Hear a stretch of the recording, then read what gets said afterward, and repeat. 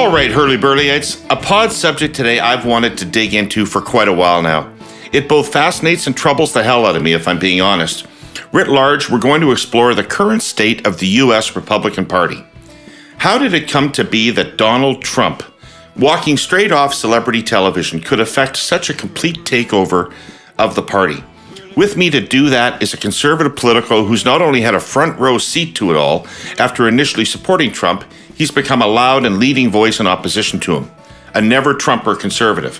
Former congressman and presidential candidate, author, nationally syndicated conservative talk radio host, and prolific social media commentator Joe Walsh is here. Mr. Walsh is seen regularly on CNN and MSNBC. He's the author of Fuck Silence, calling Trump out for the cultish, moronic, authoritarian con man that he is.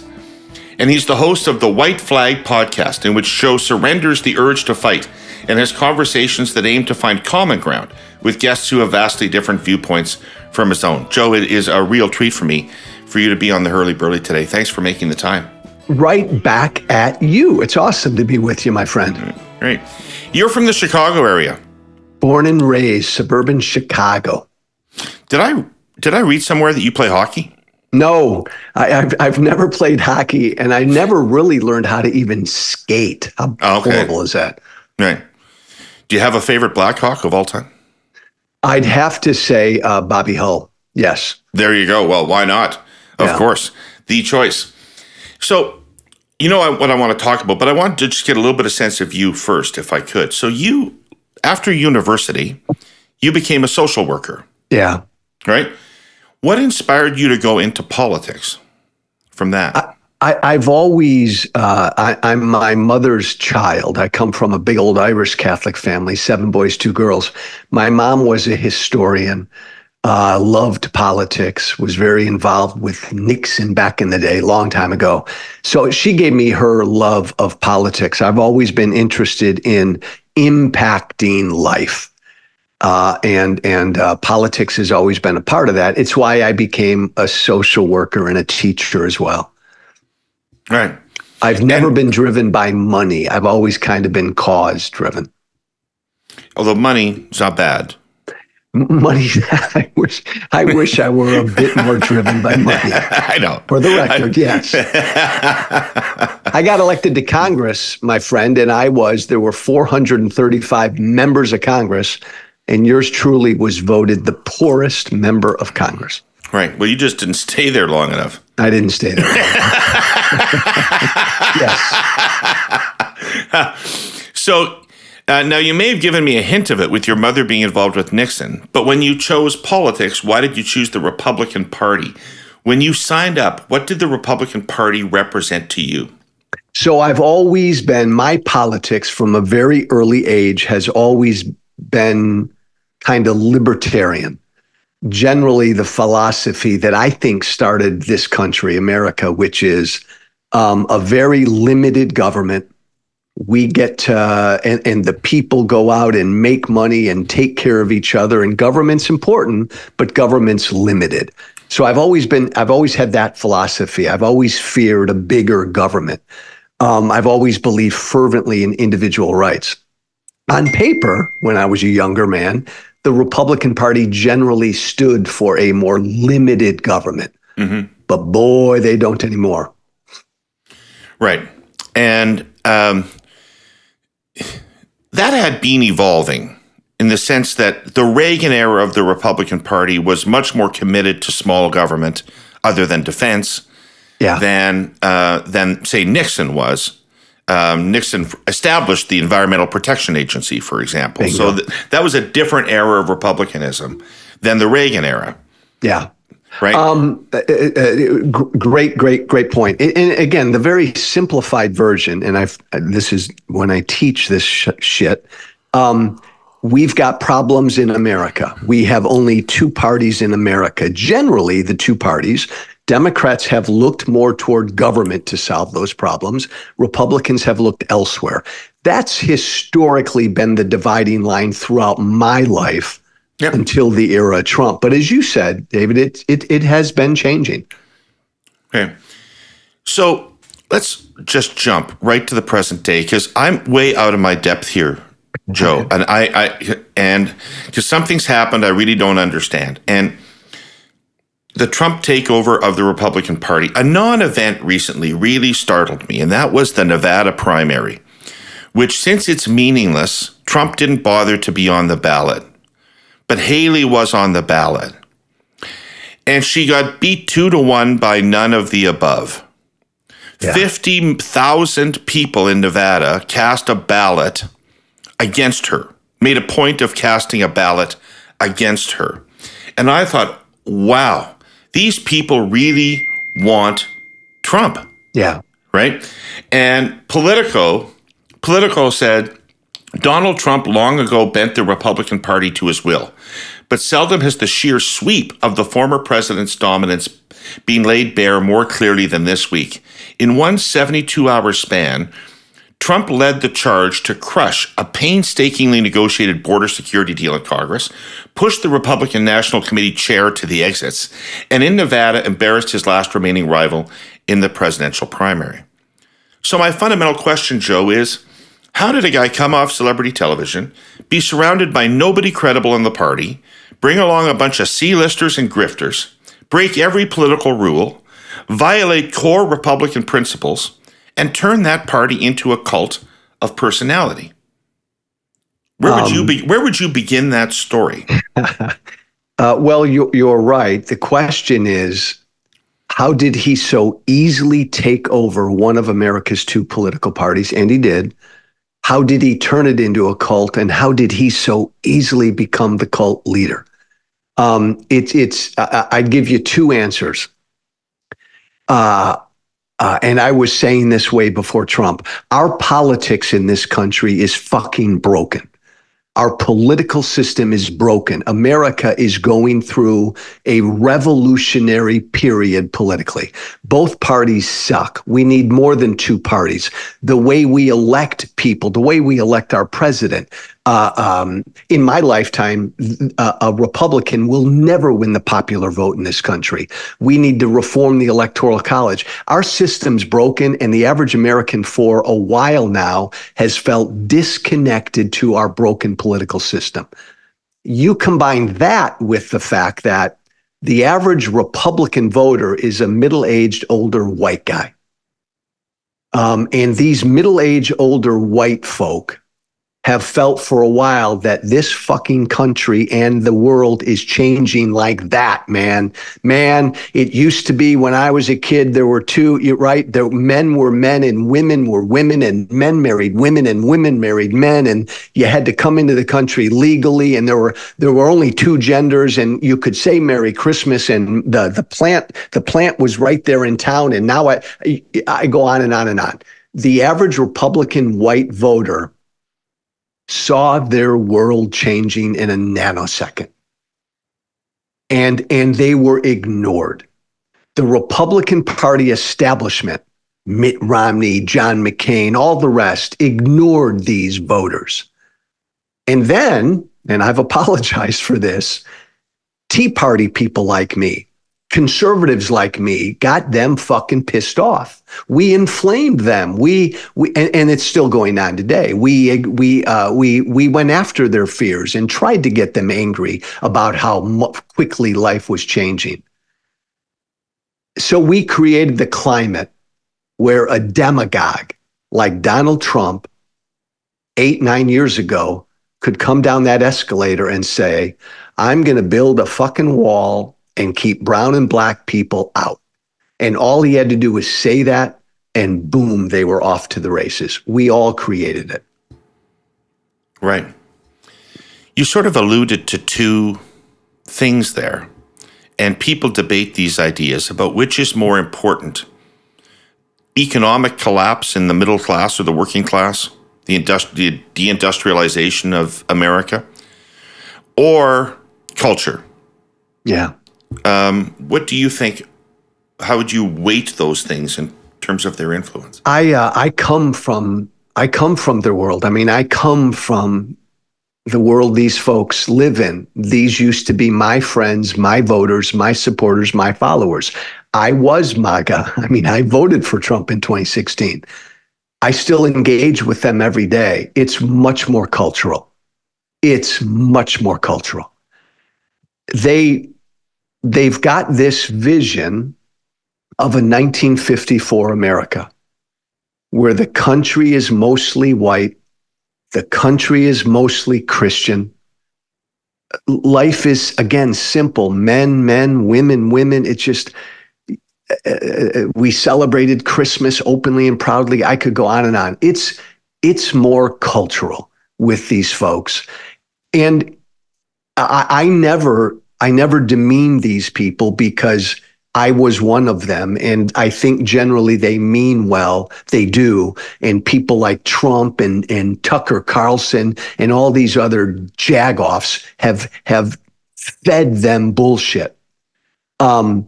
But remember, in America, it was only 12 years ago that Barack Obama and Hillary Clinton opposed same-sex marriage.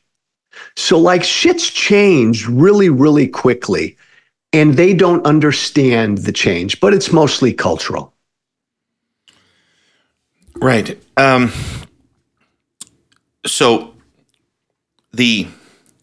let's talk about race, because maybe it's the thing. I mean, this is something Canadians really have a difficult time understanding, Joe, because we don't have obviously the same history. Yeah. And we don't have the same division that way in our society. It looks to me, and has looked to me since the beginning of Trump, like part of this is the last stand of white America. How much of that is true? I think it's a part of it. I do not believe it's most of it. I come from the Tea Party movement. The Tea Party movement, and I'm still a proud Tea Partier, but the Tea Party movement was the precursor to this. And the Tea Party movement helped lead to Trump. Part of it is race. The country's changing. A lot of it, though, is just cultural and moral values of, again, gender and race is a part of that, but just life was so much more orderly. You know, the Tea Party movement was all built around, again, and this is why I got into it. Government's too big. We have too much debt. It was a lot of fiscal. That's what drew me to it. But there was an undercurrent of these more nationalistic cultural things, of which race is a part of it. And I didn't give enough credence to that stuff back then, but it was there. So I'd say it's a part of it. I don't think it's the principal factor. But we do have you nailed it. We have a very unique history. It's our original sin. And we're not over it. And there's a big fight because a big part of MAGA now, the MAGA movement and Trump is, nope, America's fine. We've done our stuff. Racially, we're fine. We don't need to teach about all this bad shit in our history. So there's a reaction now that's out there, very prominent. Where does Obama fit into that? If Obama had never been elected, would Trump have been elected? Somebody like him would have. Somebody like him would have, because these cultural changes were happening, again, no matter what. And the economic changes.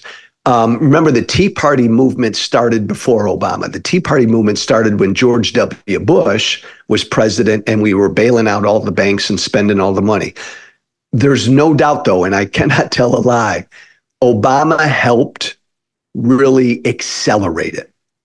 The guy with the funny name, the black president, it gave the uglier elements of the Republican Party base to be more public. That was a part of it. It would have happened no matter what.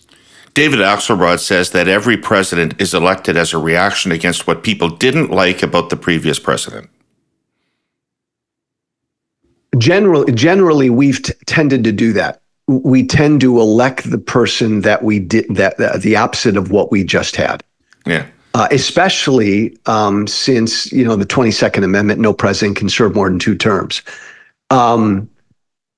I don't know that that's true with Obama and Trump, though, because to me, Trump was a reaction not just to Obama. Trump, again, I go back to this. Trump was a reaction to, look, and maybe you're experiencing this up in Canada. I think it's being experienced around the world. We are living in a populist moment. 100%. Around the world, we're seeing the rise of authoritarians around the world, Brexit and all the rest. Political systems around the world are not connecting with people, and average everyday people are pissed off at their politics. So we're looking for someone who doesn't come from the political establishment. That's the main reason Trump won. Trump said, "I'm not a politician. I'm going to go to DC and fucking burn it down." Boom. Trump tapped into the populist anger. Bernie Sanders, back in 2016, tapped into that populist anger. Barack Obama got hit with a lot of that. Hillary Clinton was an establishment politician. So Trump fed off of the populist moment we're living in. And we're still living in it. Right. Okay. Well, let's take that to the Tea Party then, because that's the direct antecedent, as you said. I mean, I think a lot about politics changed in the bailouts of the financial crisis. And I think when people saw how much money was flowing to people who didn't need it as much as they did, and that there was no consequences for any of that behavior that cost them their home, I think that was an inflection point in Bingo. In politics in the United States, but also in Canada, to be honest. Yeah. So that's a... And by the way, you're right. By the way, we saw the same thing during COVID. You know, COVID hits. Yeah. America shuts down. Government right away rallies to give money to the big boys who, you know, took a hit during COVID. That gal over there waiting fucking tables at that restaurant 5 nights a week, she didn't get a 6-figure bailout. We did the same thing during COVID. It's amazing. So the Tea Party was a reaction to that, but it was very, as you would say, libertarian in its outlook. So how does that lead to Trump, who's anything but a libertarian, really, right? I mean, first of all, there's no discernible political philosophy to Trump. Would you agree with that? His philosophy is Trump. Yeah. Yeah. And by the way, I don't like to laugh about him. And I do it sometimes, and I apologize, because I think he's such a fucking clear and present danger to our democracy. But understand, Donald Trump is humanly incapable of caring about anyone but himself. Yeah, so his philosophy is Trump, period. Right. So other than the offensive of Trump and the coarseness of Trump, which should offend all right-thinking people, in my view. Where does the Tea Party stop, and what's the gap between what the ambitions for the Tea Party were and what Trump is delivering? So that because you were a Tea Partier, but remain a Tea Partier, but you're a NeverTrumper. So what's the difference? So the Tea Party stopped a couple of years after I went to Washington, and we didn't do anything. So a healthy way to look at it is this, and I got to write the book about the Tea Party. There were 2 strands to the Tea Party movement. One was the economic libertarian, we're bankrupting future generations strand, right? Government's too big, our debt's too much, is just out of control. That was the driving motivation of the Tea Party. There was this undercurrent of all these cultural issues as well, and the nationalistic issues. We all went to Washington, the Tea Party guys did, to do something about the size of government and all the debt. We got there and we didn't and couldn't do shit. We didn't deliver. I mean, I knew it. I didn't go to Washington as a super young man. I knew Republicans spent every bit as much as Democrats did, but we went there and we couldn't deliver on spending or the debt. So Tea Party folk out there in America after a couple of years became really disillusioned because we didn't do anything. We didn't deliver. And then you began to see them get pissed off about some of these cultural issues. And then Trump comes along in 2016, and he only taps into those cultural issues. We got to build a wall around America, screw the rest of the world. I'm going to bring back, I mean, I remember when he said, Donald Trump literally in the 2016 campaign, because he lies about everything, but he said this a bunch, I'm going to make it legal again to say Merry Christmas in America. I went on my radio show. After I left Congress, I became a nationally syndicated radio guy in America. I went on my radio show that night, and all these good people calling me saying, did you hear what Trump said? He's going to make it legal to say Merry Christmas. And I said, Steve, you can say Merry Christmas now, but they bought into all of that. That's what he tapped into. And like an accelerant, he just activated it. He gave people permission to say things that they had previously not felt permission to say. Merry Christmas is the most benign of them. Well, yes. He broke all the rules. Look, and part of this is, why did I vote for Trump in 2016? I'm one of the biggest right-wing voices in America at the time. I'm on the radio all over the country. I'm on Fox News every day. I'm not really paying attention to Trump because I didn't take him seriously. But I knew why people supported him, because they were the same people who supported me. We needed disruption. And my friend, you may disagree with me, but I felt our political system's broken. This guy says he's going to go to Washington and blow it up and burn it down. Okay, our political system needs some disruption. I still believe that, by the way. So I got why people supported him. It just turned out that he's an evil, evil, evil disruptor. But at the time, we needed disruption. Right. So, last time out in this space, I put the most recent StatsCan Consumer Price Index data in the window. I won't repeat the deets, just the salient point of it all. In a time of marked inflation for almost every consumer good and service, and you know that's true because you feel it every day, the prices you pay for cell services and internet have done nothing but deflate. In the case of cellular, over 50% in the last 5 years. And that's in the broader context of national carriers like our presenting sponsor TELUS, investing billions in their technology, infrastructure, and services. I've been talking about it for weeks now. We're in an innovation economy, Herle Burly-ites, and continual investment is the only thing that's going to grow it. But let's go back to those price decreases. A lot of it naturally flows from the increased competition the government has been aggressively calling for in the telecommunications industry. Good on the feds. There are 4 national players, plus 10 flanker brands out there now. That amount of choice, that level of elbows up, heated competition for every customer, means that Canadians can shop around and find the best deal in the market. And they do. There's more. According to Innovation, Science and Economic Development Canada's recent report, we have lower prices across almost every kind of wireless plan than the US. We pay less than our neighbors for wireless services across all income levels. Even when you go back to 2020, more than 80% of Canada's wireless plans were priced below international benchmarks, when network quality, plan type, and other costs were factored in. And all this price cutting comes at a time when the wireless industry's labor, materials, energy, and equipment costs, remember the inflation I talked about earlier, have gone up and up and up. We'll talk more about that next time. So what's the process by which he gets people to change long-held beliefs? Or did they not have these long-held beliefs and the Republican leadership was always out of touch?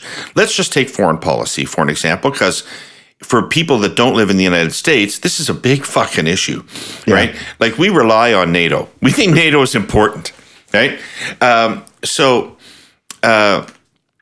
Foreign policy, the United States has historically had some isolationist trends in it, not restricted to Republicans, witness Joe Kennedy. But certainly since Eisenhower, the Republican Party has been the party that stood for American leadership in the world. If that's what you cared about, that's who you would vote for. And Trump comes along and basically says, why do we give a shit what happens anywhere other than here? And everything we do internationally should just be focused around what the transactional benefits are for us in that moment. It is so different. How can people have switched their views? Well, we're talking about two groups of people, the average regular Republican voter out there, and then all of my former colleagues, Republican elected officials. Understand that by the time Trump got there, and this was actually part of the Tea Party, I'm not a neocon, and I'm not a big America needs to be all over the place kind of a guy. I lean more toward isolationism philosophically. The Republican Party was moving toward, it started with the Tea Party. A lot of it was just cut defense, cut whatever, cut spending. But we were moving, the Republican Party was moving much more isolationist. Like everything, Trump takes a legit concern and makes it 1,000 times worse. The average Republican voter before Trump got elected in 2016 was pissed off about all of our foreign entanglements, the fact that we were still in Afghanistan, the fact that we invaded Iraq. I ran on all that stuff. What the fuck are we doing in Afghanistan? How dare we invade a sovereign country, Iraq? This had taken over the Republican Party voting base. Trump tapped into it. Fair. But then he made it, 1,000 times uglier and worse, and screw NATO. Let's get out of NATO, screw the rest of the world, and let's love Putin. Trump takes it to an ugly place. It's kind of like the border, right? We needed a secure border. That's a legit sentiment. What does Trump say? I'm going to build a wall and keep brown and black people out. Hello? So he takes it all to an ugly place.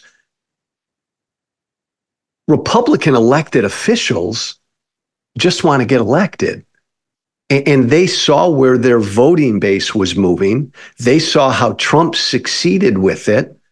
If you speak against Trump as a Republican, well, you're done as a Republican. Right. Right. What do you think? How do you think the nomination process that you have for candidates for Congress and Senate interacts with this? Well, because people have to play to that base. I mean, I've been watching this for a long time. I watched Mitt Romney try to win a nomination in a way that would allow him to still win a national election campaign. And it's difficult, right? Yeah. So because we only have two parties, to win a primary on your side, generally the base is the more active, loyal constituency. You got to appeal to them. Right. So generally, if you're a Democrat, the more lefty you are, the better you're going to do in the primary. If you're a Republican now, the more, it used to be the more conservative you were. Now post-Trump, it's the more loyal you are to Trump, you're going to get elected. So yeah, the primary system plays to that. There are movements afoot to open up the primary system in a number of our states, which I think will be helpful. These are some of the reforms. Here's what again, you and I could talk about this for 10 hours with alcohol. It would have to be with alcohol. It would really help, yeah. Right now, America's paralyzed. Right.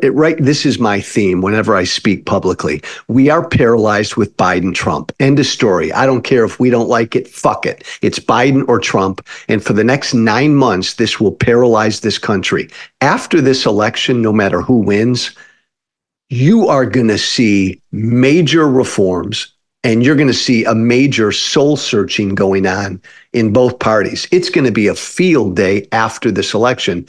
Our nominating and primary process will be a part of that. Right. So Trump, unless I'm wrong, nobody of any significance in the Republican Party was associated with Trump's campaign logistically. The first one? The first one. Yeah. 2016. Yeah. So how did he roll all of the political professionals, all the established interests, all the power bases in the party? How did he come in with Kellyanne Conway and Reince Priebus, or whatever the guy's name was, and roll all those people? It's the one thing that Trump got right.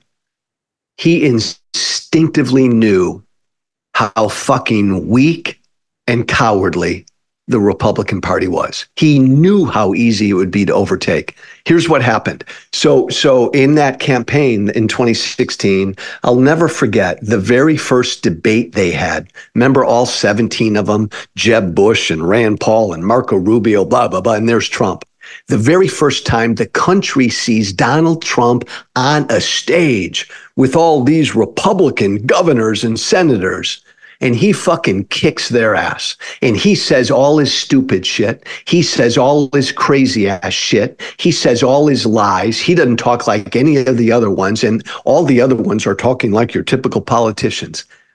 The night of that debate, I had every Republican establishment person call me, the donors and the consultants.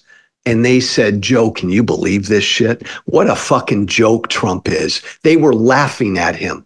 One of them said to me, Trump will be gone in a week. This is crazy stuff. Thank God we're done with him.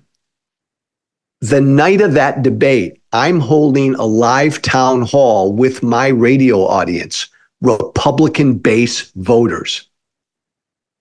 They went crazy. They fell in love with Trump that night.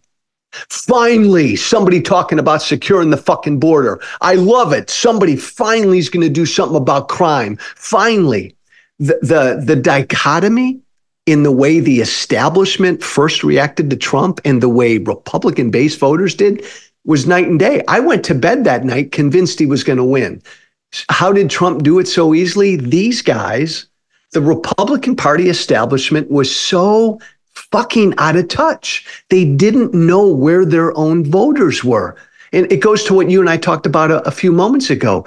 These voters were angry. They were scared. They were confused. Life was changing. And this goof, Trump, said, I'm going to do something about it. They ignored their own voters. That's why Trump knew he could take over the party.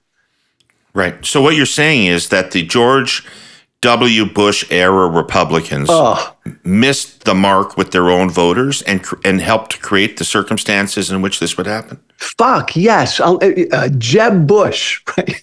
Jeb's up on. Please clap. Yeah, please clap. Like me, please love me. Jeb fucking Bush, and he wasn't the only one. He's up on stage during that campaign talking like a normal, happy country club Republican. Fuck that. And Marco Rubio back then said, it tried to sound like Reagan. It's morning in America. No, the average Republican voter felt like our country's being invaded. They're fucking pissed off. Yes, none of the establishment understood. I get a lot of shit because people like me did help get these voters scared and angry. I've done that. But we weren't the only ones. The establishment, as you said, ignored these voters for years. And all they had to do was listen to them and talk to them. Yeah, they blew it too. They're responsible too.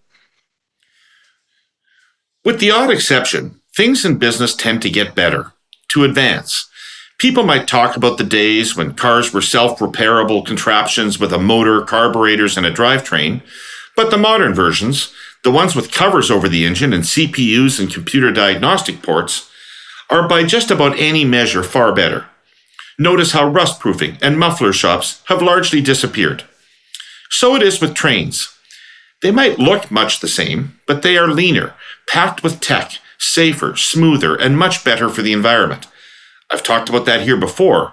What I haven't talked about is the basic design of the train's most basic component, the rail car. There was a time, back in the middle of the last century, when boxcars were made of wood, and shippers just filled them up as best as they could with freight. Then, in 1956, a fellow named Malcolm McLean stood watching dock loaders moving freight and filling boxcars, and marveled at lack of efficiency, and had a really big idea: standardized containers that could be loaded and sealed before delivery to the train terminal. They would be theft resistant. They could be transferred seamlessly from trains to trucks to ships at sea. They would be safer.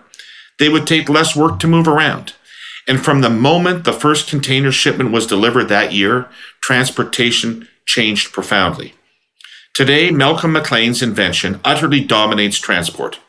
There are car containers to move automobiles, refrigerated containers to carry perishable supplies and food, and all-purpose containers to move just about everything else. They come in every imaginable box shape. They are reusable.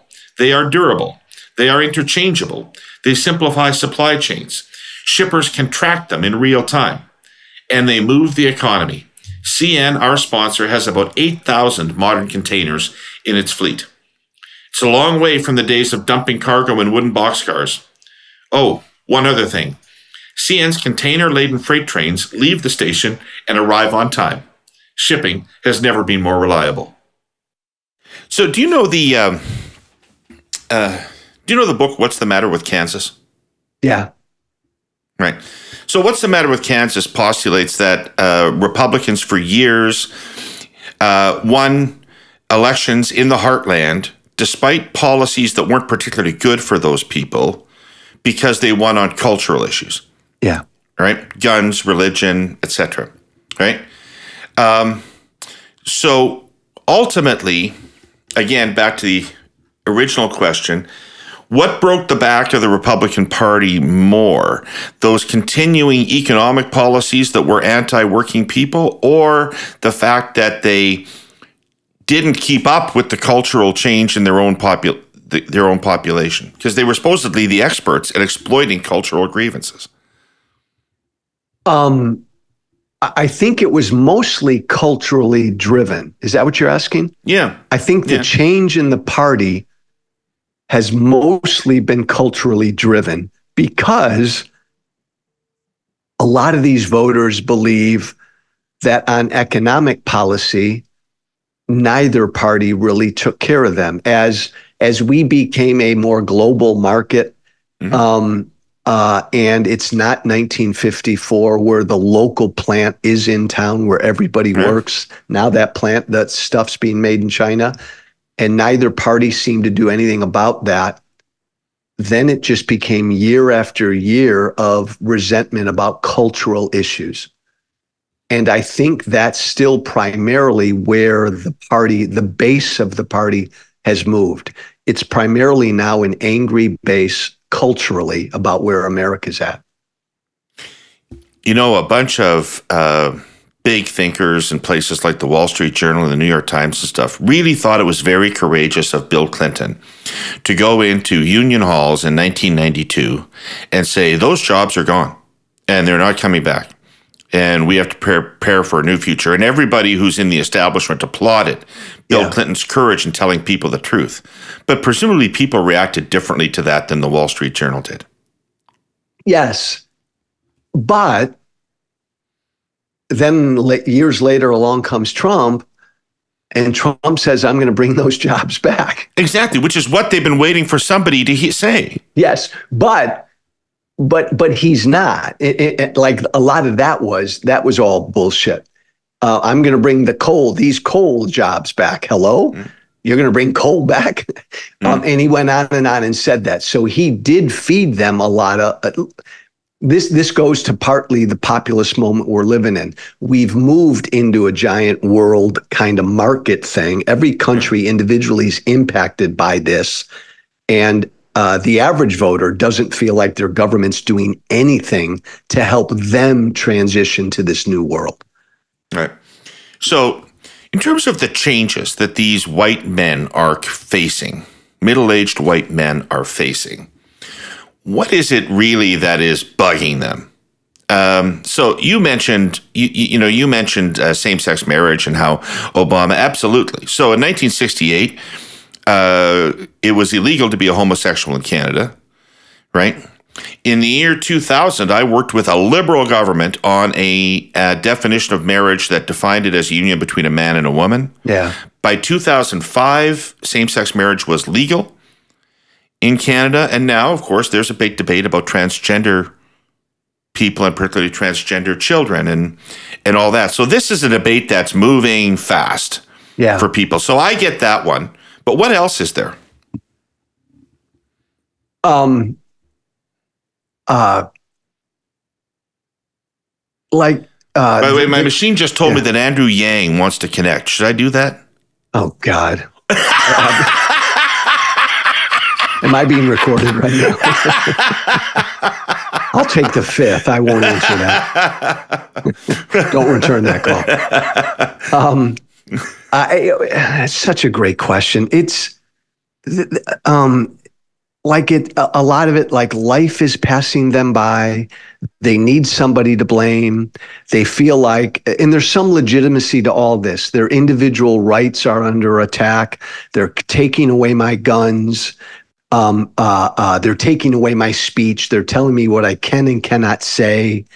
But a lot of it is, it's a lot of it, and because they tell me this so much, that life was so much simpler back then. And some of it is, America was a more Christian country. Mm-hmm. We more proudly wore that on our sleeve. You'll note that the Speaker of the House right now, a Republican, publicly on the record, is open to America becoming a Christian theocracy, antithetical to our Constitution, but he represents a lot of where the base is. I want America to be a Christian country again. Well, it never was, but so a lot of it's that, a lot of it's religion. It's just things have changed so quickly. Do Latino Catholics count, or does it have to be white Protestants? Well, and again, great question, because that's such a blown fucking opportunity. Latino Catholics who are very conservative politically, right, but yet they look at the Republican Party and they see the embrace of white nationalism, not even under a rock anymore. It's out there. They could get a lot of Latino votes if the Latinos didn't believe the Republicans hated them. Well, but here, true. But here's what's interesting. Like I've said, and I said it again this morning in an interview, I believe my former political party is a shrinking, dying national party. I really do believe it. I think the Republican Party is going to become a regional, rural party. But man, the only thing that can keep this Republican Party going is a Democratic Party that's fucking out to lunch. I mean, aren't there two parties inside that party? The Democratic Party? Yeah, it feels to me like it's two parties.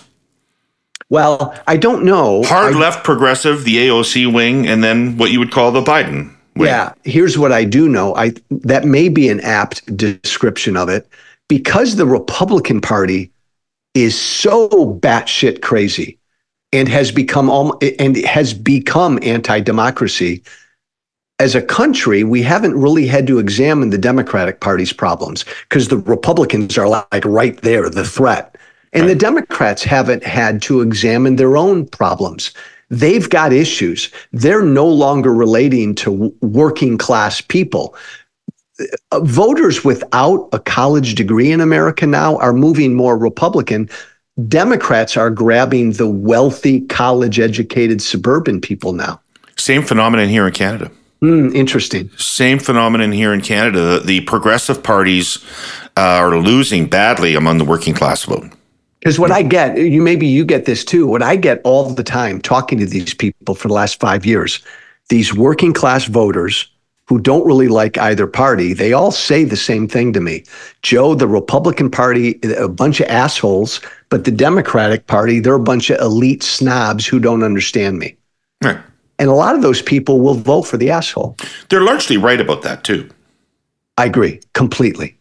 I totally agree. Like the Democrats are blowing it because they have a unique opportunity to really enlarge in their tent, like a political realignment, because the Republican Party's shrinking, but they're blowing it right now.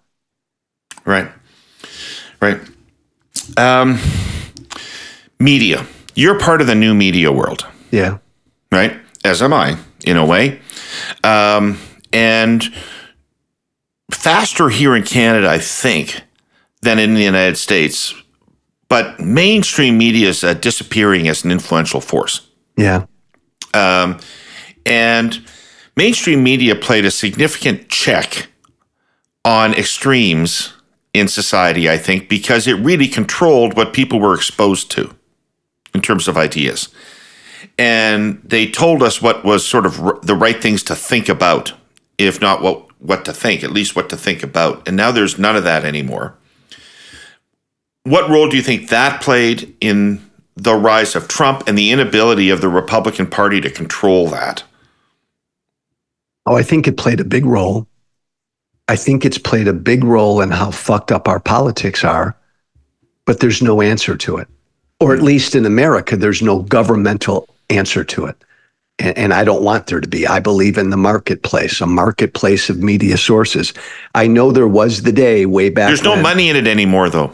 Well, I know, but what's the? I love this conversation, but what's the answer to it? And I always come back to it is a problem, but what do you want government to do about it? There was in Canada, the Liberals are sending direct subsidies to media organizations. The government is, and the consequence of that is that Conservatives now think they've bought the media. So, bingo. I mean, that would be, we couldn't do that here in America. That would be anathema for any government entity to feed private media companies subsidies, which I think is good. You shouldn't do that. Look, I don't want to go back to the days where you had, 3 networks and Walter Cronkite, and they gave you their news and from their perspective. I don't want to go back to that. We live in a marketplace. You have a voice. I have a voice. I think that's all a good thing. But the danger of that, the downside of that, is we become balkanized, and the paucity of truth, like truth kind of goes out the window. I'm in the commentary business. Yeah. Right. First of all, my audience is a rounding error of the population of Canada. So I'm insignificant. Second thing is I'm parasitic to news coverage because I comment on news coverage is what I do. Right. Yeah. I'm not developing or creating news. And I'm not saying that it was idyllic to have 3 networks and a couple of newspapers that told us what the deal was. But I do think it was idyllic to have a common fact base around which we could argue what to do about that fact base. How do you get that? But we had a common fact base. Well, I don't know how we get back to that. Yeah. But it's pretty difficult to have a functioning democracy without it. It's a challenge. But I don't know what the answer is because there's no governmental solution to it. So this is going to be a rough period that America on the media end is going to have to get through. But I cannot argue with you in that, especially it's most pronounced on the right. You turn on Fox News any fucking night. Most of what you're fed is not the truth. It's one thing being biased. MSNBC's biased. Everybody can be biased, but no truth. Like, just take climate change, for Christ's sake. I mean, right? I'm all in favor of vigorous debates about what to do about it. But if we're still debating whether anything needs to be done about it, we're going to cripple ourselves. Or if we're debating as to whether it's a hoax or not. Yeah. Okay, so let's end on the future. You outlined something pretty stark there, which you preempted a question, which is how does the Republican Party become a real party again, and that has, and by a real party I mean an institution that has a set of core beliefs and values that don't vary dramatically from leader to leader, that are consistent. It's a party that stands for certain things, and people join it because they believe those things. I was going to ask you how they get back to that, and you sort of said you don't think they will, that they're headed down a minoritarian road. So something will have to replace that. Yeah, I think that ship sailed. I do not believe this Republican Party can be saved, fixed, or reformed. It's a party of middle-aged, older white folk. They're going to die. Older white people die. And the party is not replacing itself with younger voters and voters of color. I think it's on the authoritarian track. I don't think it's getting off. They need to be defeated this year. I think in the next election cycle or two, you're going to see the birth of a legitimate third major party in America, a center center-right party kind of representing some of what the Republican Party was. I think that's coming. The Joe Manchin party. Joe Manchin. No. I actually didn't mean him, because I know that he's not that serious a person. But but you made a good point. He's not at home in this Democratic Party, because I think the Democratic Party could be like, ideally to me, we have four parties in America: a solid lefty, a solid righty, and a center right, center left party. Yeah. Maybe that's where we're gravitating. I think we'll get the center right party first, because the Republican Party is so far down the line now. Right. Okay. So, but I'll say this as well, outside of the party, and everybody listening to us needs to hear this. I'm a dark Irishman, man. I don't think America has been this divided since just before the Civil War. I said we're in a revolutionary period. I believe that. I don't know that the American experiment can stay together. I don't know that all 50 states can stay together. I mean that. I believe that. I was saying that before Trump ever first got elected. This is a scary, scary time in the world's oldest, greatest democracy. I mean it. I don't know if we can stay together. What are the fissures? We as a people no longer agree on the founding principles of what this country began with. We need to have that conversation and still see if we do. The second thing I'd say is, now we're at a point in America, and it's real, where your political opponent, that person you disagree with, is your mortal enemy, and I want to destroy them. That has to change, no matter who wins in November, or we're done as a democracy. When you said you don't think all the states can stay together, is it a state-by-state division, or is it a rural-urban division? It's a pure rural-urban divide.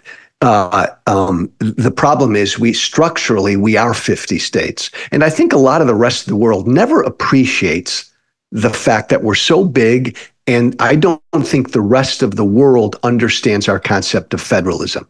Right. These 50 states, in many ways, are their own entities, and it was meant to be that way.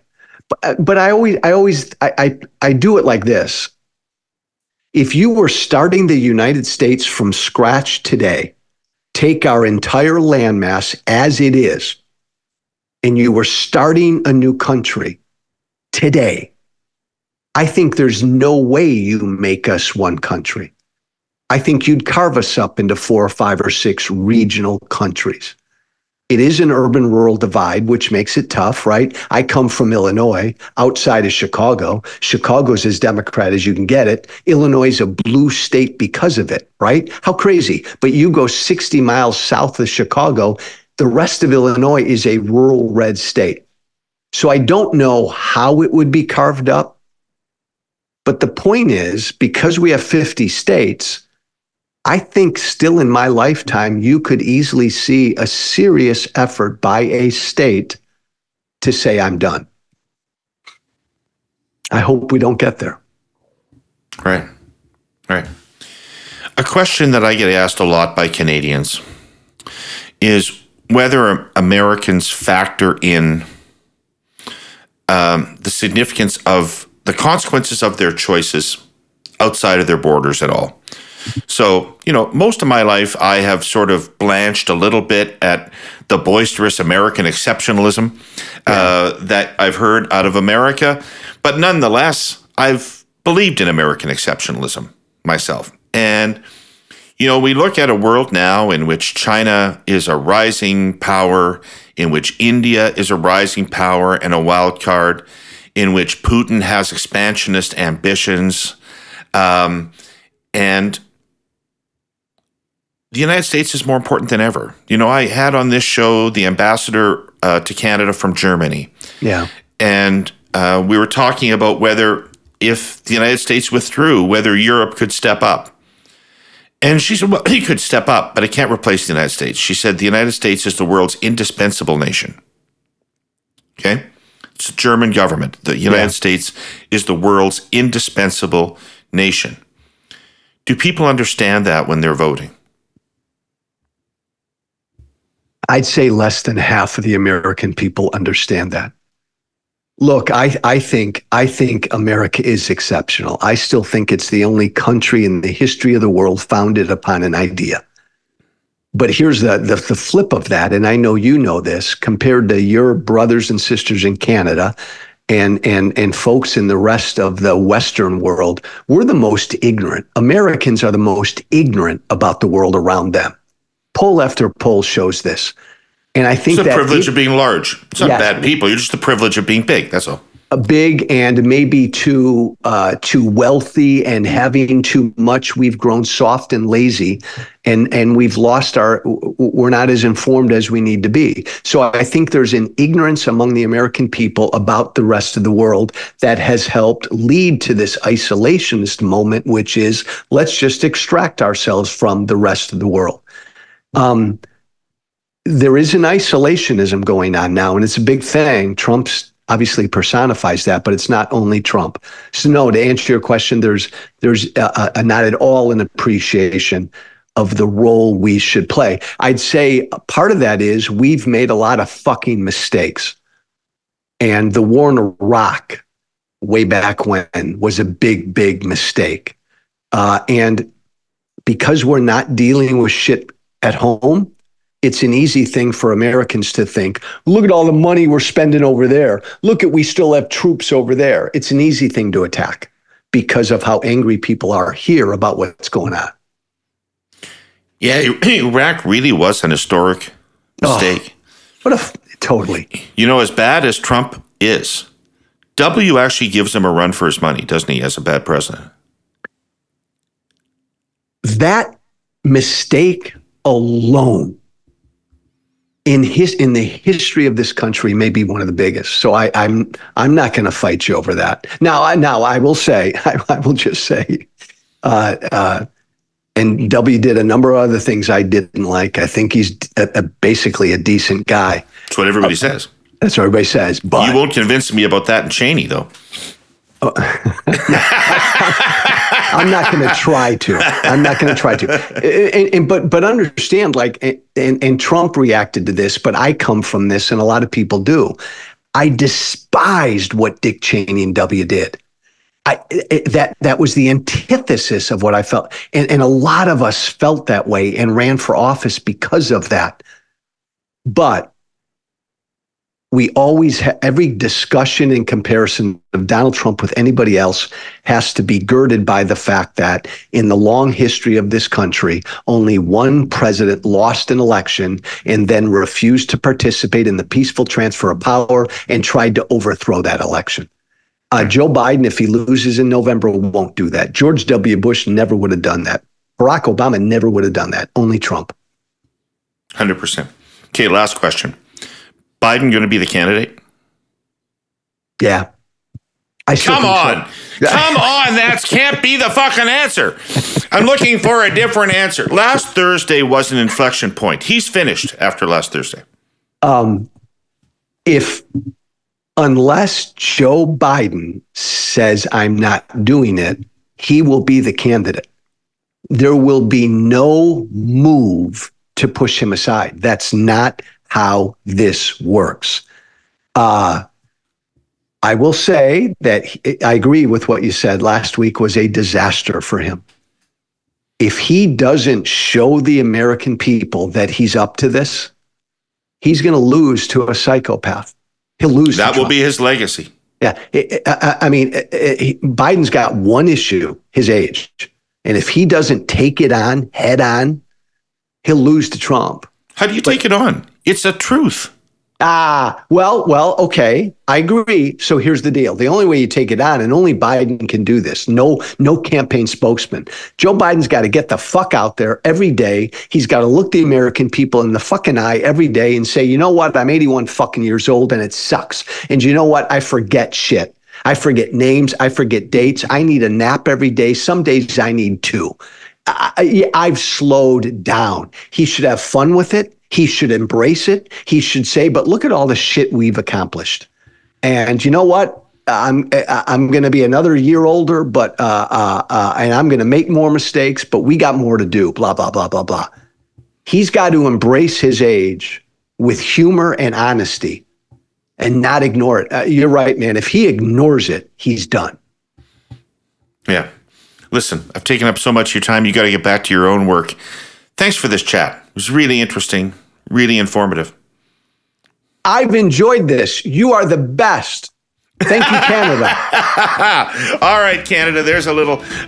I want to thank our presenting sponsor, TELUS, and our sponsor, CN Rail. I want to thank all of you who watched or listened, and a particular thank you to Joe Walsh for coming in here and giving us a ringside view of what's happened to the Republican Party and American politics. It is like all conversations, Joe, that I have these days about anything depressing. It should be. I wanted to depress you. Yeah, well, you did.